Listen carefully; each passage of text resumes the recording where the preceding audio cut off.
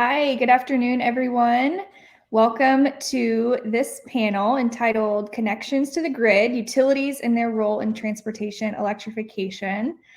We did just have our last panelist join us, so apologies for a little bit of technical delay on our end, but we're going to go ahead and dive right in. And I do want to start off with a couple of housekeeping items. So just as a reminder, if you have not yet joined us for a session, there is a chat feature on the right-hand side of your screen. You're welcome to use that to chat with other attendees.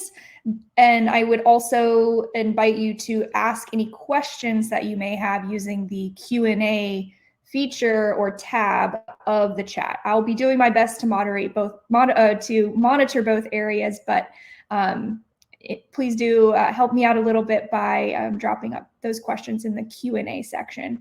And if you don't have any questions yourself, but you see a question being asked by one of your fellow attendees, feel free to go ahead and hit the like or the upvote for that question, and that'll signal to me that that's one you want to hear as well. All right, so that is all I have for housekeeping. And I do want to just ask to get us started as folks are trickling in, who is in the room? So we're interested in knowing who is on the other side of the computers from us. So if you could just share in the chat, what's your name and where do you work? And what's your role at your organization? So just a quick little bit about yourself would be great to get us started.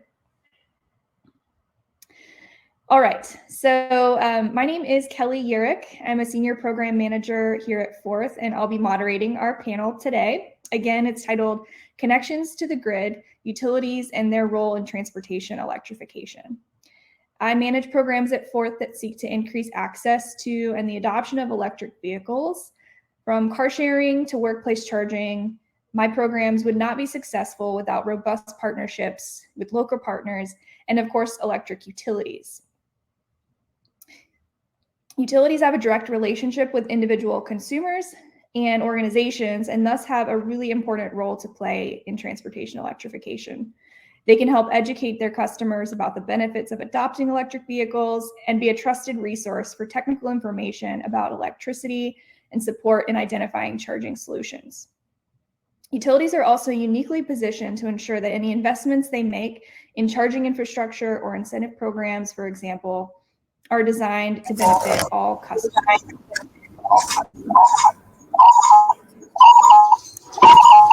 getting a little bit of feedback from Jacqueline. Thank you, Jacqueline. All right, so I'm joined today by a really great selection of panelists, and we're going to start. I'll introduce each panelist. They're going to give a few opening remarks, and then we'll do a Q&A after that. So I'd like to introduce our first panelist. Maria Bocanegra is a commissioner with the Illinois Commerce Commission. She currently serves as the national chair for the NARUC's EV Working Group, as co-chair for the World Research Institute's Electric School Bus Advisory Council, as well as a member of the National EV Charging Initiatives Advisory Council. She's also a member of the Department of Energy's Industry Steering Committee for its Voices of Experience series on electrification. Thanks for joining us today, Maria, and I will turn it over to you. Thank you so much for the kind introduction. I'm looking at the chat here, and it's so great to see folks I know, organizations I know, and some folks from Chicago, like me. So welcome, everybody. I'm really looking forward to this discussion, especially being someone from Illinois. I'm very proud to say that approximately 2 months ago, Governor Pritzker enacted sweeping energy legislation that I'll share with you a little bit about today, and exactly how that impacts the role of our regulated utilities as we look towards electrifying our transportation sectors in a more equitable way. So I'll start with what we have been doing in Illinois, and then I will go into what the National EV Working Group has been up to in the coming months, and then I'll highlight a couple of cases, if you will, that I think touch on the expanding role of our utilities when we talk about the intersection of equity and transportation electrification. So like I said, we recently enacted sweeping clean energy legislation. It's about 1,000 pages long, so we're still all sifting through it. But I want to start by saying that, this piece of legislation is really rooted in all things equity. There's a variety of programs in there that not just focus on the utility role or even my agency's role, but certainly things like our EPA, our DCEO, but collaboratively and together, I think the bedrock of that legislation really is equity focused. And to give you some examples, in a lot of this legislation, there is definitions that are expanded on, and these apply equally across all of the agencies that will be impacted by this legislation. And so to give you an example of some of these definitions that will permeate everything that the utility role will have when we talk about electrification, we have definitions now for equity eligible contractors, equity eligible communities, equity focused populations. There are definitions for eligible persons, equity investment eligible people, eligible communities, so on and so forth. We even have definitions for disadvantaged workers. And I think that, as we talk a little bit more about this legislation, you'll see that really the utility role is expanding significantly with an eye towards ensuring that a lot of these communities and people are accounted for as we electrify our sector, our transportation sector. So one piece of the new legislation focuses on financial access to investing in clean energy. And this can be anybody in the EV ecosystem, if you will, that will eventually be impacted by our utilities electrification plans. We have a board of directors that will be set up, all of which have to be everything from diverse, have experience working with low income or environmental justice communities.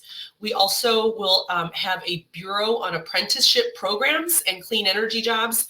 I know that Jacqueline's also on the panel today. I know she's going to talk more about workforce, but similarly, you'll see that a lot of these bureaus and programs all align itself with our utilities' new expanded role. One interesting thing that Illinois has enacted is we are moving toward multi-year integrated grid distribution planning. And so that is a more holistic approach to grid, optimizing the grid and planning for years out. But it also includes asking our utilities to really think about how electric vehicle adoption can be supported through integrated grid planning, including beneficial electrification. And included in that is also the mandate that they look at how they can help achieve some of these equity goals that are embedded in a lot of this legislation. Interestingly, the multi-year integrated grid plan, although, like I said, it's more holistic, it does require that a lot of these efforts bring at least 40% of these benefits to equity investment eligible communities. So that's not a mandate on a specific amount of spend, but it is a percentage spend that I think will be interesting to see how we explore. I think the biggest bedrock and what we're all here to talk about is electrification. And so Illinois, for the first time now, is requiring its electric utilities to file beneficial electrification programs. So they're similar in nature to what we see in other jurisdictions, other commissions, other utilities, except again, I think that ours has a real equity-focused lens at which we're asking our utilities not only to develop the stakeholder engagement workshops. So from the very beginning, that really is another foundational element to these programs, but it's also implementation and metrics and tracking. And so just to give you a highlight of what is going to be required, the portfolio of these programs can include everything from low-income programs that provide access to electric vehicles in communities where car ownership or even new car ownership is not common. There's incentives that are focused just for eligible communities. Likewise, there is incentives or programs that can enable quicker adoption in these same types of communities. Equally important, in my opinion, is I know Chicago gets a lot of the attention when we think about Illinois, but there's also incentive and programs around more rural areas who also, oftentimes might get left out of the equity conversation, but it's important that downstate Illinois be considered. And so there is a mandate for programs in those types of areas. In addition, there is a mandate that there is support offered to these low-income communities who are experiencing financial and accessibility barriers, such that ownership may not be an option. Again, it goes on to define a lot of the phrases that we've talked about. So there is a process. Essentially, these plans have to be filed by the middle of next year, and the commission, we will go through them. And the mandate for regulators now is we now have to evaluate it through a different lens. We have to make sure that they're investing in everything from, for example, level 2 fast charging stations, et cetera, in workplaces and eligible communities. In addition, we also have to make sure that, again, some of these investments, where appropriate, are being invested in rural areas. The other thing that, the standard, if you will, for regulators is that we have to make sure it's in the public interest. But the statute's very clear now that it will be determined that it will be in the public interest if we can also find through those docketed proceedings that environmental justice interests are in fact being addressed. Either directly participating in some of these programs and or benefiting from some of these programs. Again, at least 40% of these investments have to be make-ready infrastructure. In addition, there's review processes, and of course the metrics, like I mentioned, they have to track everything from workforce equity actions, where they are spending, with whom they're contracting, whether these businesses are enterprises for minorities, women's, persons with disabilities, or any other certification under a variety of state, local, and even federal laws. So that's just a snapshot, but I think the takeaway is, as you can see, the new legislation really expands the role, in my opinion, of what we're asking our utilities to do. And so the one thing I will share, in my opinion, and this is a conversation we have a lot of, I think that as we ask the role of our utilities to evolve, I think it's equally important that regulation also evolve to meet those challenges and meet those demands. A couple other highlights where I think that the utility role is expanding when we talk about electrification and equity. We're also moving towards performance-based rate making. Again, improvements in everything from reliability to resiliency, with an emphasis in disadvantaged areas. Supplier diversity reporting is going to be expanded. More recently, actually yesterday, Governor Pritzker signed additional legislation, and this is more on the economic development side, really encouraging electric vehicle ecosystem manufacturers to relocate here to Illinois. But I think what's interesting is, one of the bedrocks of that new piece of legislation is there are bigger incentives for facilities that are located in underserved areas of our state. And so even though that doesn't necessarily implicate our utilities, I guess my point is that a lot of this legislation is very complementary to the overall policy objectives of not only our state, but what it is we're asking manufacturers and utilities to do. Now, I told you I'd talk a little bit about the EV working group. That's comprised of about 26 states. And so we all get together monthly and talk about some of the electrification related trends that we're seeing in our commissions, or just issues that we're tackling. And so just to give you a snapshot of what's been going on a national level with utilities, utility filings. So over the past year, utility incentives are the most common enacted policy to promote EVs, followed by EV charging rates. There's about 10 states with pending filings, either updating that or enacting that. I think that this is, really demonstrative again of the prominence of utility incentives and rate design, and shows how instrumental not just utilities but commissions are at driving and regulating EV policy and implementation. Going on to some of the other trends we're seeing. I think you guys are probably very familiar with these, but some of the big trends that continue are rebates, cash vouchers, equity groups having more participation, and also, pairing that with other state level incentives, whether it be HOV lane access, tax credits, free or reduced parking. So that continues to be a big trend. As far as the working group is, some of you may be familiar. In 2019, the working group published a paper, and I'm happy to share that in the chat. That's actually going to be updated this year. And one of the updates is a focus on equity. And so if you guys want to share anything about what you're seeing in other commissions, feel free to share that with me. We'd love to put that into the new white paper. We're also going to be doing a mini guide for state agencies and what their roles are when we talk about electric vehicles. And that's going to involve interviewing folks from different commissions and even different departments of transportation. I already mentioned, there's going to be an equity addendum to this issue brief. The plan is to look at utility transportation electrification plans. Like I said, that continues to be the big filing that we see across commissions.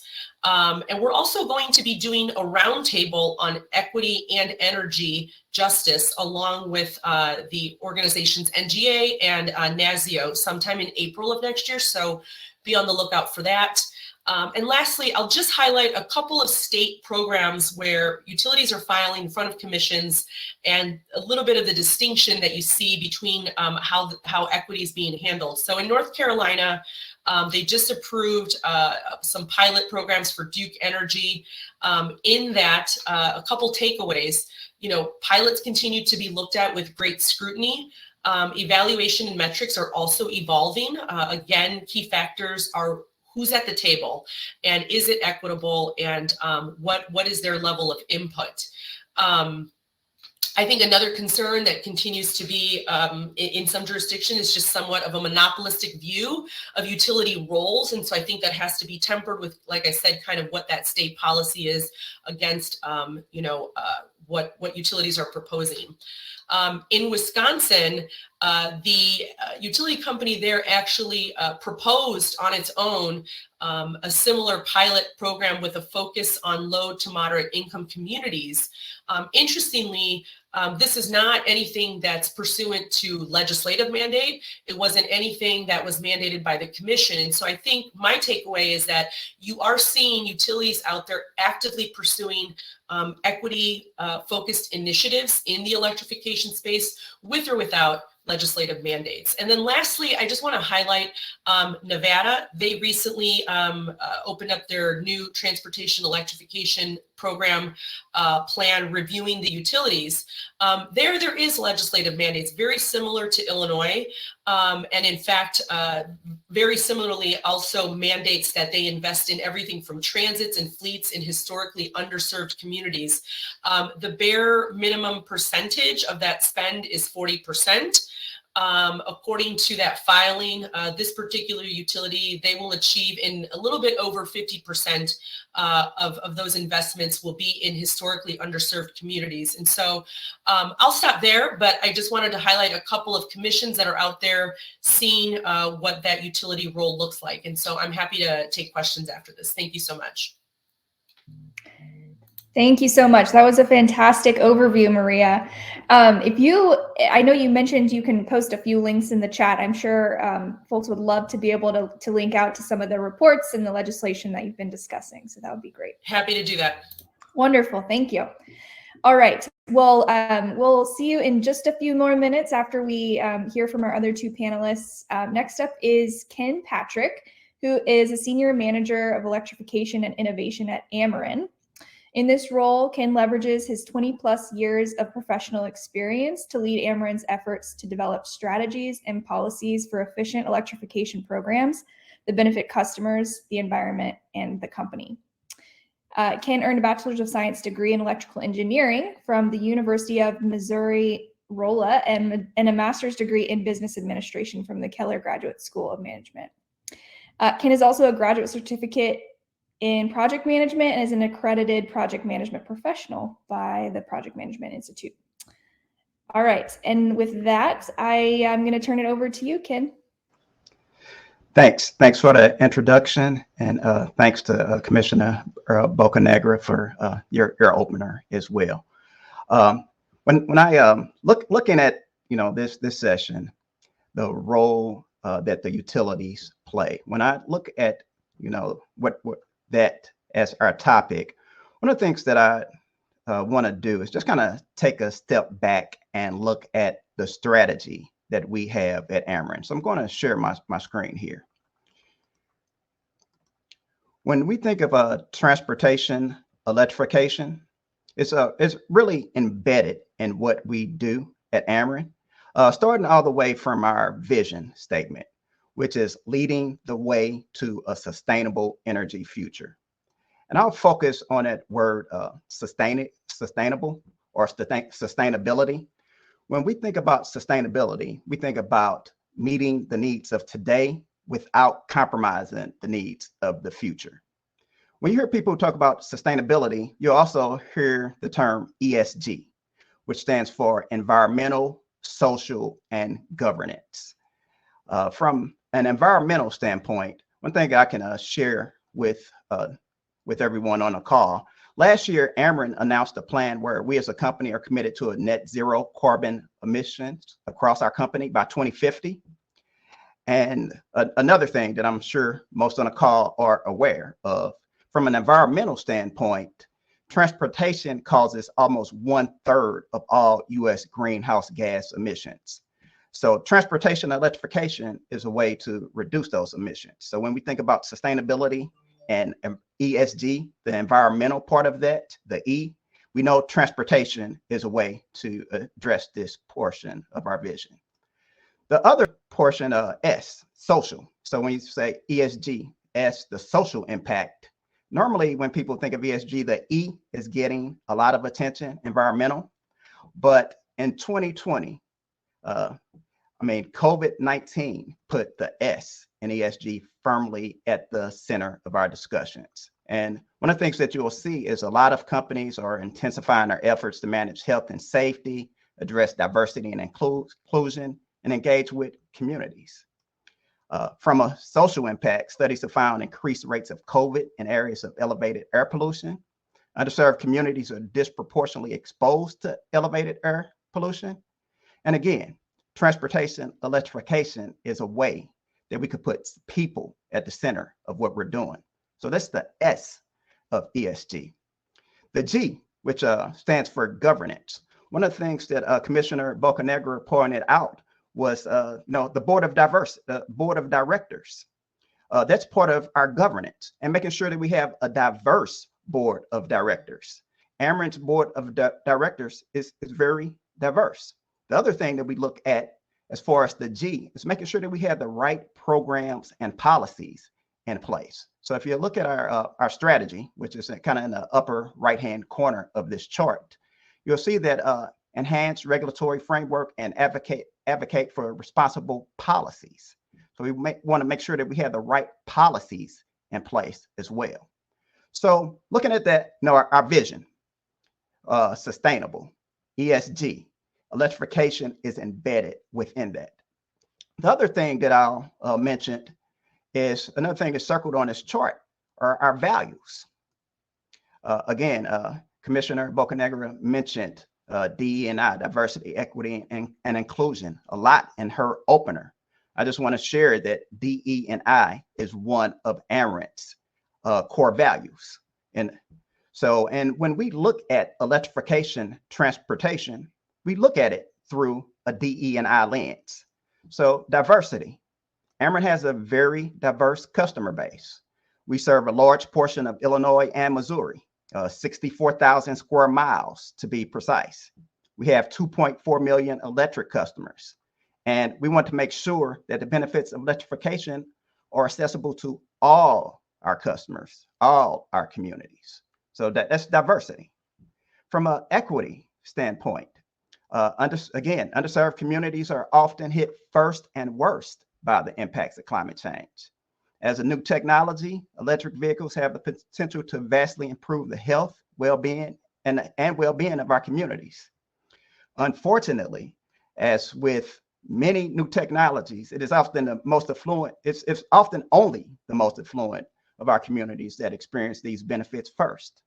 So we're focused on eliminating the barriers to bring the benefits of electrification to all customers. Again, this is all, it's in our values. And the last part of DE&I is the I, the inclusion. And this is a part that, I'm very, very passionate about, very focused on. And from an inclusion, it's authentically bringing traditionally excluded individuals and our groups into processes, activities, and decision-making up front prior to a solution being fully baked. So in addition to the efforts that Ameren is doing daily to reach out with our communities, bring them to the table, we're very intentional about this inclusion portion. We've reached out to experts in the industry, EV which is hosting this conference. We have a landscape analysis that we're working with EV and part of that analysis is identifying the frontline communities in our service territory. Those communities hit first and worst by the impact of climate change, and understanding their awareness and attitudes towards clean transportation options. Doing this up front so we can ensure that we're putting the right solutions, have the right policies to address those communities. Walker Miller, another one of the experts in the industry that we're partnering with. And we have ongoing right now an inclusion and outreach effort with them. So it's determining the best way to reach these communities. So that entails getting a better understanding of the capabilities, the capacities, and the limitations. So when we have these opportunities, making sure that we're reaching out, and bringing these communities in a way that we're making sure we're making proper contact for them to take advantage of those opportunities. I guess I can pause here. I mean, I kind of hit on our vision, our value of DE&I being embedded, our strategy, customer affordability. I mean, as we increase electrification, it allows us to optimize the grid. So putting downward rate pressure for all of our customers, making electricity affordable. With that, I'll wait for questions in the chat, or for Kelly for you to tee me off. Thank you. Thank you, Ken. Yeah, we've got a lot of great questions coming in the Q&A already. So thanks, everyone. Please do keep those coming.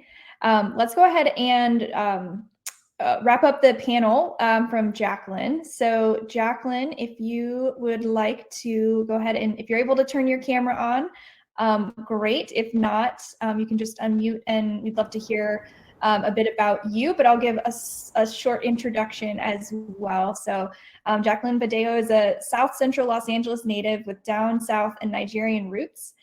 She served as a longtime social and environmental activist, City of Los Angeles elected official for 7 years, California State Assembly Women's Commissioner, and is very committed to organizational and environmental issues on a global scale. I will go ahead and turn it over to you, Jacqueline. You can unmute. Yes, thank you. And thank you to the team. We're here. I want to welcome everyone for the E-Mobility, Diversity, Equity, and Inclusion Connections to Grid panel. And so we've heard a lot of things that's been going on from the previous speakers, and that kind of highlight the actions that we have to take in order to reach our goals for zero emissions, most definitely in the state of California. But what I would like to do is begin by kind of just throwing some things out there, right?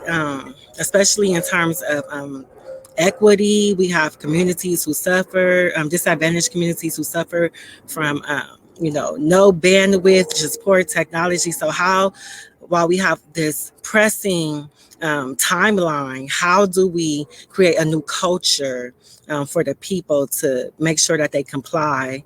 But most definitely, we talk about the smart grid and smart citizens.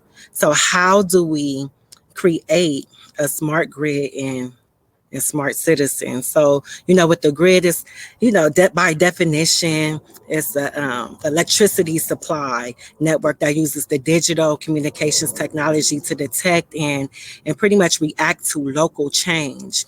And so what we are talking about is a change.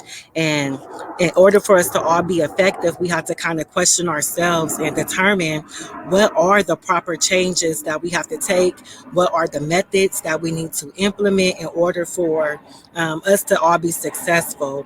And so as smart citizens, that's kind of what we're going for, where we have connected, the benefits of electric vehicles. We have many health disparities, and we have just so many environmental issues happening. But when it comes to actualizing and bringing this one goal to fruition, most definitely, and the advocacy is many levels to it now. So I would just like to speak quickly about Watts Clean Air and Energy Committee. So we are a grassroots organization, and we serve as the environmental arm for a nonprofit Watts Conda, which is an environmental scope on how to really reach ecology and biodiversity.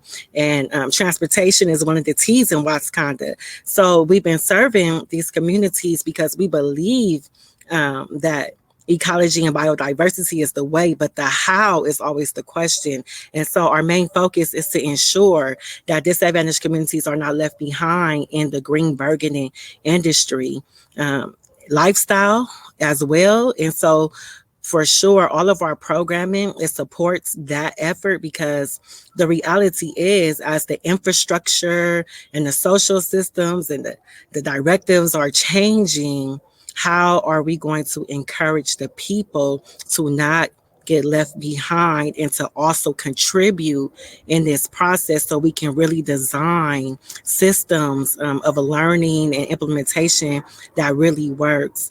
For instance, like Lacey's program, I recently participated with a movement for SB 551. Unfortunately, that did not pass, and that was for us to have a zero emissions vehicle authority. But that's the reality, right? We have directives, but when it comes down to the policy, how do we connect all of the pieces? And so now we're still working, gearing up to make sure that this move is inclusive, diverse, and is deeply rooted with equity.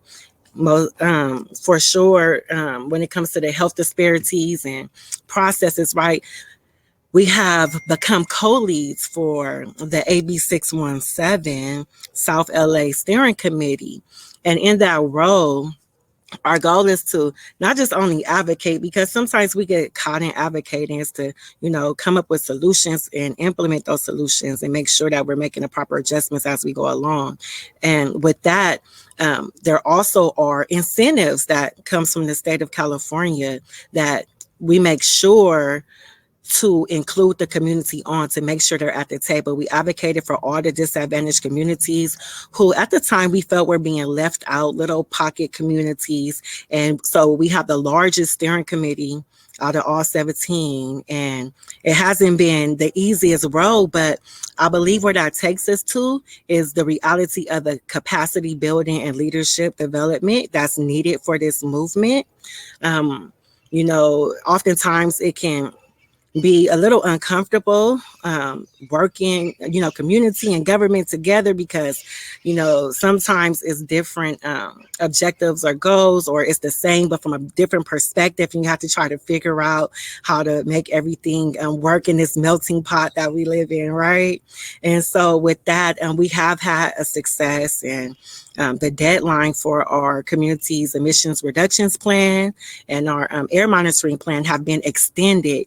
And this is something that the people of California most definitely have been pushing for, and I feel will be an aid in order to really design sustainable systems that are equitable, diverse, and inclusive relative to EVs. And so we also participated, that's the thing, the things that stick out to me.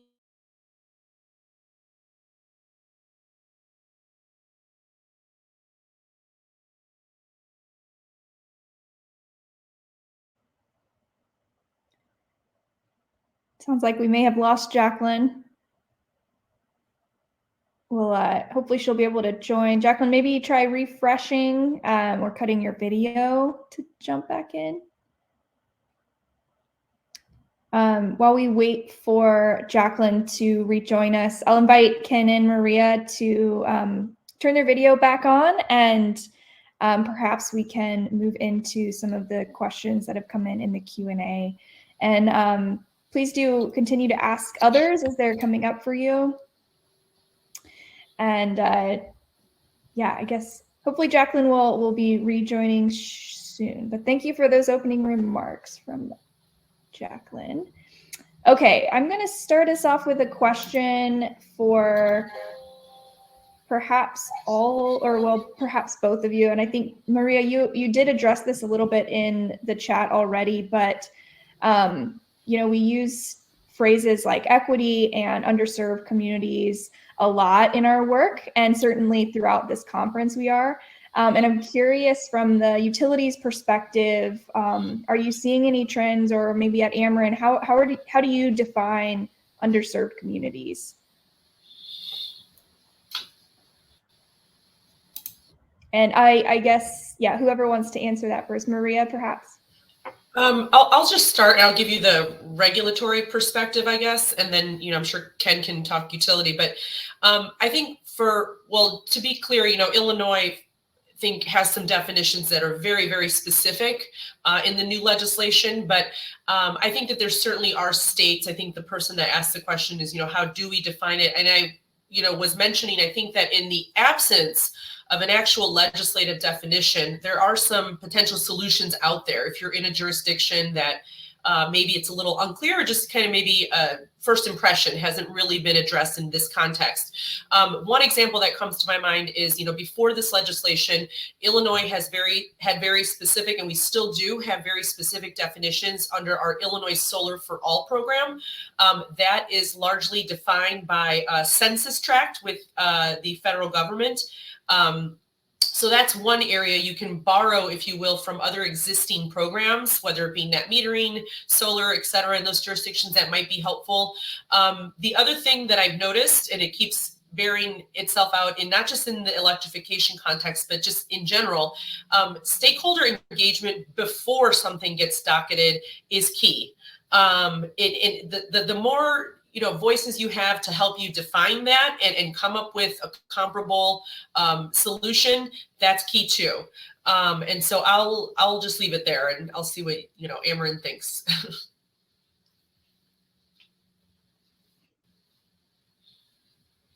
Yeah, my thoughts are very consistent with Commissioner Bocanegra.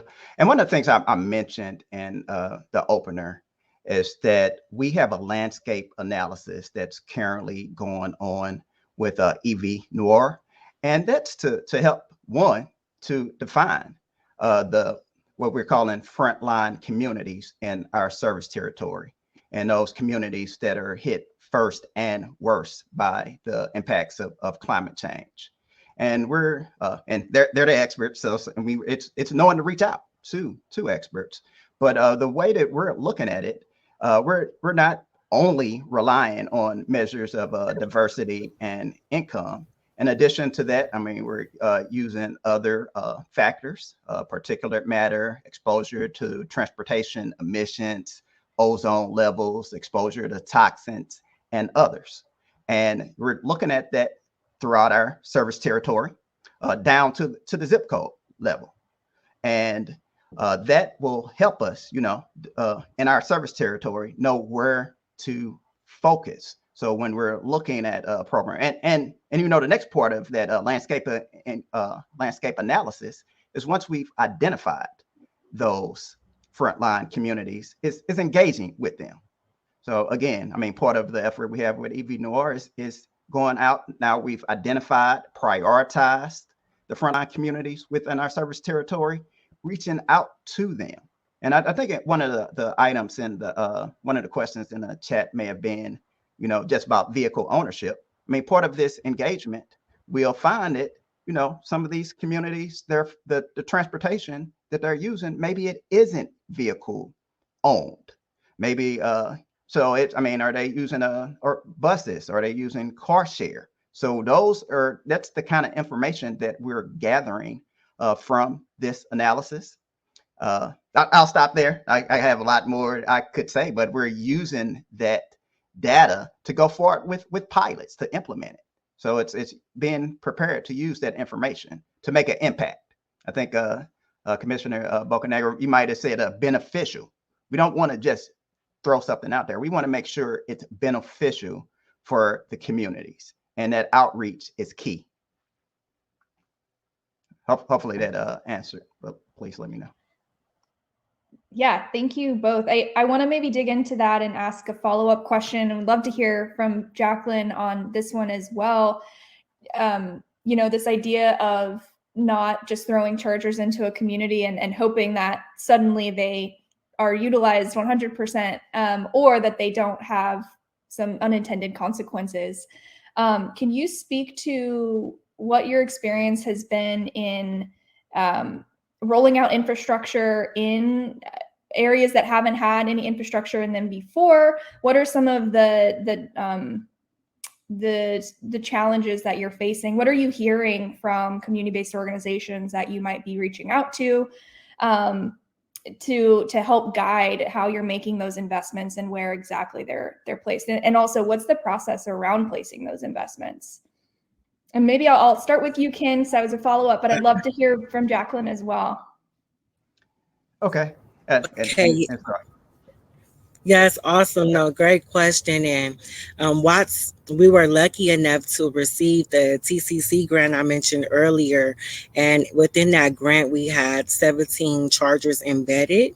And the reality is the infrastructure, as I always tell people, once you crack open the infrastructure, you never know what you're going to run into. For instance, I've been having technical difficulties today. That's because we have poor bandwidth in the community.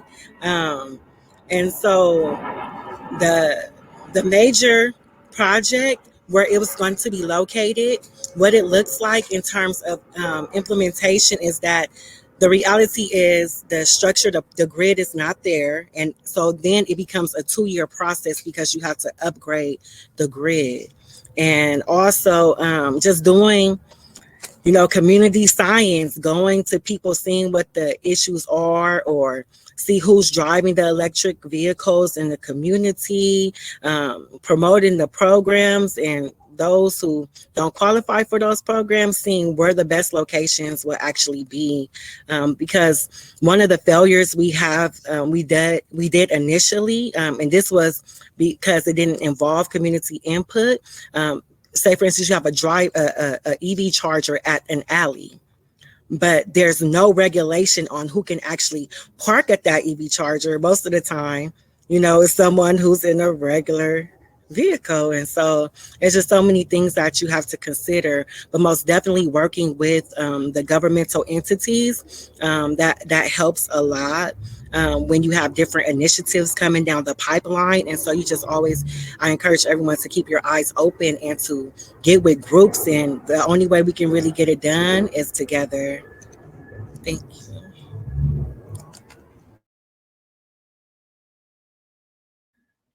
Thanks, Jacqueline. Anything you want to add to that, Ken? Or respond to the question otherwise? No, and if you could just repeat what the initiative was, I may add to some of what Ameren is doing. Sure. Yeah. So I guess sort of the heart of my question was around how are you ensuring that the investments that you're making, whether it's an infrastructure or maybe an incentive program, or maybe it's a pilot program, are being distributed into the communities that you are seeing that need is happening, and what's the process for implementation?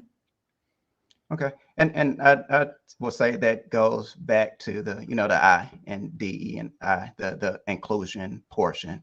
So it's reaching out and understanding the needs of the community. So that's part of it. And I mean, I can give some examples, some pilot examples, and I know that you're aware of some of the pilots that we're doing, because we've actually have partnered with Forth.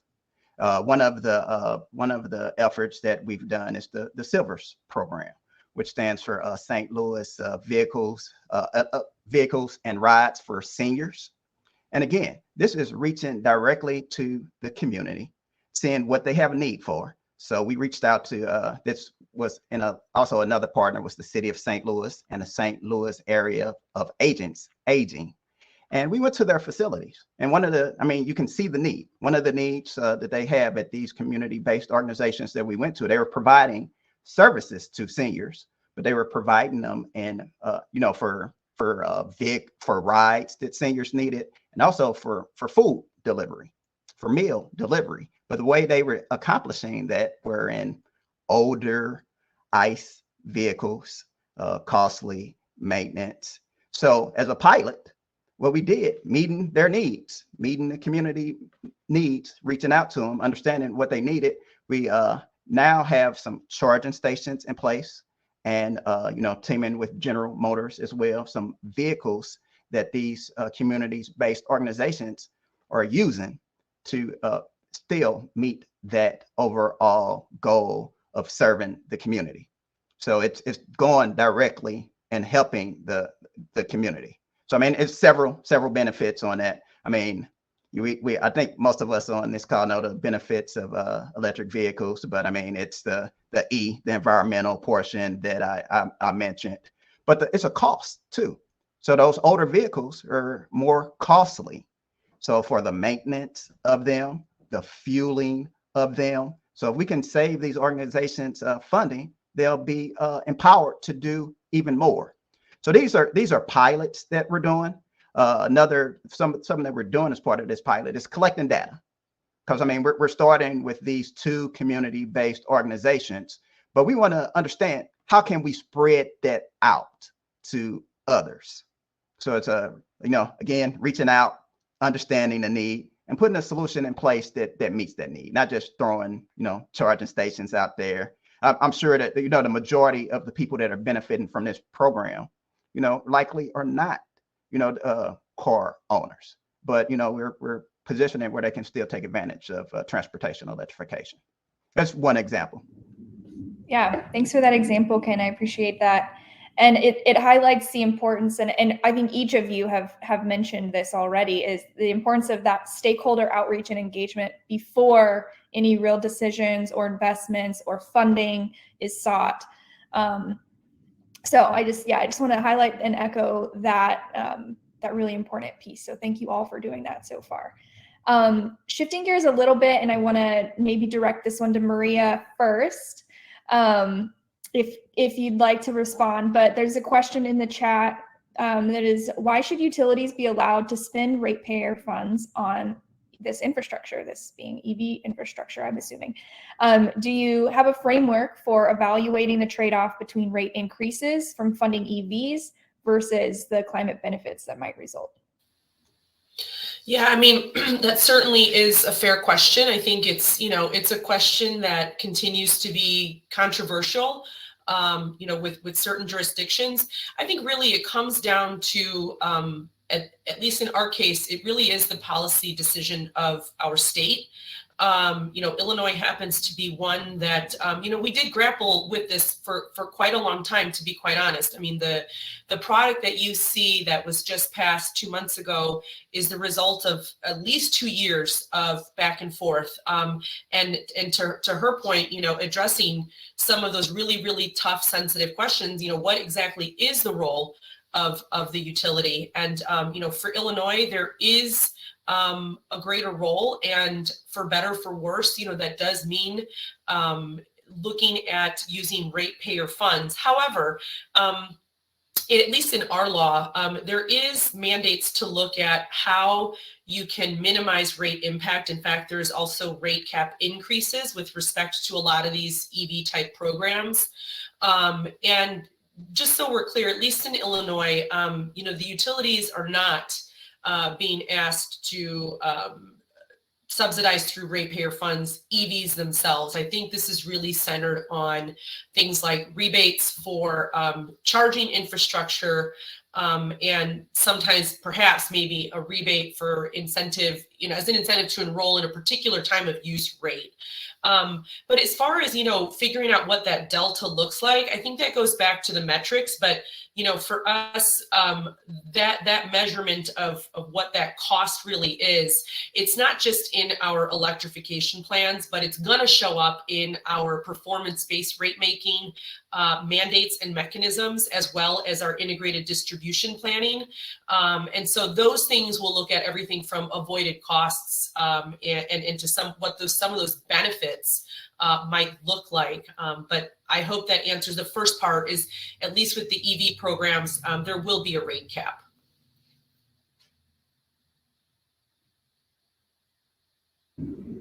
Yeah, thank you, Maria. Any of the other panelists want to add anything to that? Otherwise, we can move on to another question. Okay, I'll take that as a no. So there have been a few questions and a theme in the chat about, and Ken, you've already alluded to this a little bit as well, but about programs that don't involve car ownership.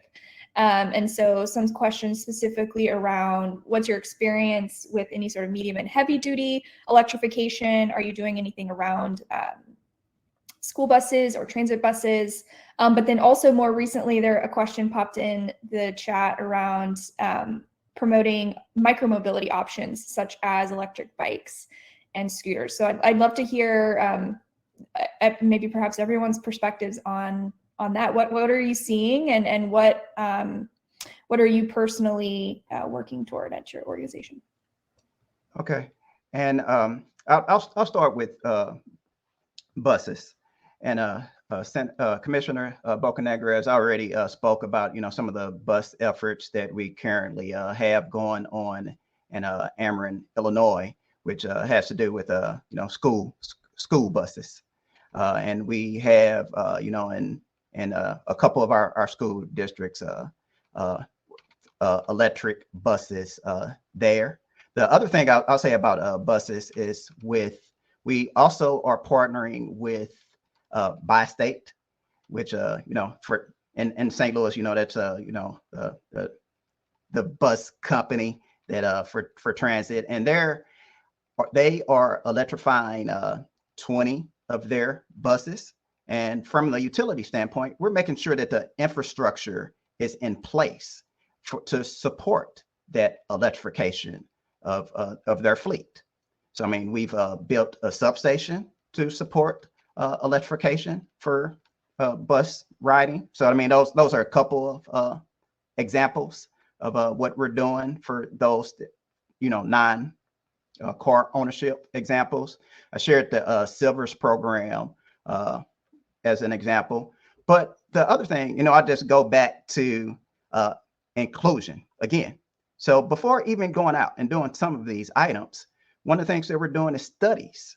So we're, and part of my title is, I'm Senior Manager, Electrification and Innovation. So part of the innovation portion of that is looking at technologies, looking at upfront what is required to put some of, to electrify. So we're partnering with school districts, looking at the routes that they're currently taking, kind of educating it's kind of the outreach education, letting them know how they could benefit. Is it the right time to, convert their fleet? Maybe it is, maybe it isn't, but we want to educate them so that they can be in position to make that determination. So when that threshold is met, we could transfer over. So I mean, Hazelwood School District is one that we're partnering with that upfront effort. And the last thing, and I'll end with one that I think I can say it, but I'll end with one that you're likely aware of. I mean, we're partnering with Fourth again it's for an affordable housing car share effort. So we're another pilot where we can want to learn by putting charging stations, offering vehicles in affordable housing complexes. So those are some, I guess, additional irons we have in the fire, or current efforts that we have going on. The thing that we haven't been as focused on, and maybe this will come out of, the EVNOR effort or other landscape analysis that we're doing, is some of those other forms of transportation. But I just kind of shared what we've focused on thus far. Thanks, Ken.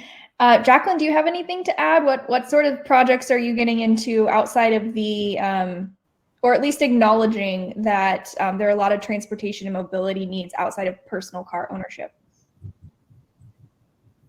Yes, most definitely. So for Watts, we have electrified the local Dash bus line. That was a victory. We also have car share programs going on, ride share programs. A lot of this is coming from the TCC grant. Wanted to make sure that what the community said it needed was provided. And most definitely, as Mr. Patrick just mentioned, we have to look at this from a comprehensive scope. And so the housing most definitely is an important part, especially as different cities are becoming more, they're having more land use changes. So we have to make sure that everything is provided.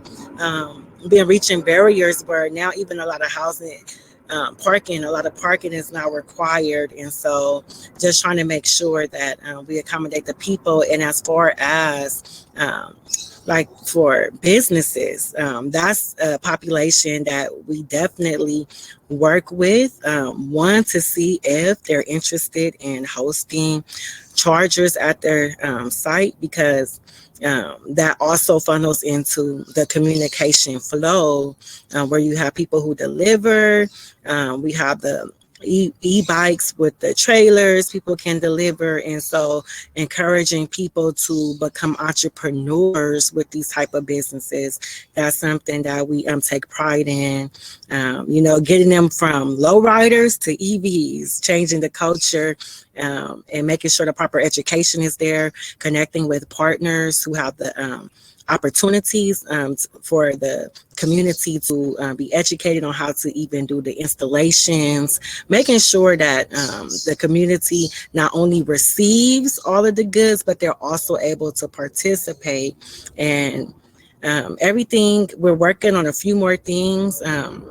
People are now using vehicles to monitor the air, right? And so just pushing forward these different types of programs where we can also collect more data and continue to build as the changes come through. Thank you. Thank you, Jacqueline.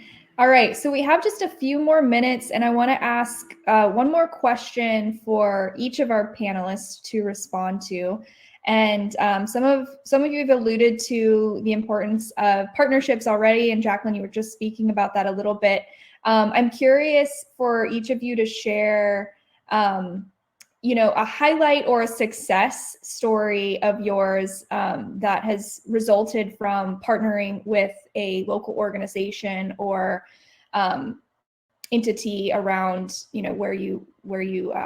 where the service territories that you engage with. So can you give us, I guess just leave us on a positive note of something that you want to share as a success. This is Maria. I'll start first by saying you know, our agency obviously doesn't traditionally work with utilities in that way, but this is related, but it is something I think worth mentioning, and that is, you know, I was able to connect a couple of years ago Northwestern's new Master's in Sustainability and Environmental Studies, I believe is the name of the program. I was able to connect them with some folks at the City of Chicago. The students were looking for sort of a mock project to work on, and it actually ended up working out. They did some, you know, charging station planning with the City of Chicago. I'm sure if you follow them on LinkedIn, there's some articles there about what that progress looks like. But I think that's just one example of partnering together, utilities, cities, and of course, a university.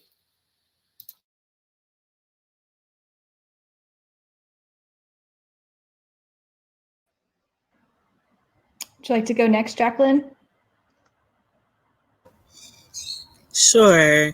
A victory in this movement for me, most definitely. And earlier this year in January, my organization was able to participate in a national campaign for electrification for all, electric vehicles for all, VLOs. And I feel really good about that because not only was it able to reach people locally, but also on a national level. It's hard to educate people. And when they see a person that, you know, is from the community and advocates for a day-to-day, it you know, gives hope or belief in what we're talking about. They're like, oh, this is something that's really real. And, oh, maybe I should get an electric vehicle. So many inquiries have come in for people. And so we make sure that from there, we provide the technical assistance to get people into the vehicle. So communication is the major part and is key. And so I would like to leave off with that. Thank you. All right, I guess, and I know we're about out of time, so I'll make this very brief. And I think I've already actually shared multiple examples that I believe are have been examples of reaching out. It's always you know, number one, and actually being able to put solutions in place, whether with a pilot like the Silvers program that's in North St. Louis, in an area. You know, these charging stations, it was a charging station desert. If you look at the map of North St. Louis, there were no charging stations there, no visibility, I mean, likely to a lot of the community on electrification. So I'm very proud of that. And I consider myself part of the community. You know, my parents grew up in these areas. So we're serving the community. I'm part of the community. So I'm happy about that. The bus with Bi-State, the buses with the schools, all of those things. And we're not done. Got a lot of work to do. So I'm looking forward to, you know, continuing. Wonderful. Well, thank you all so much. We are over time, and I know everyone's probably eager to get to the next event. Thank you all for your great perspectives and insights today in this wonderful conversation. And thanks everyone for joining and bearing with us as we navigated a few technical challenges, but definitely glad to have Maria and Jacqueline and Ken join us today. And with that, I'll let you all go and enjoy the rest of the conference. Thank you.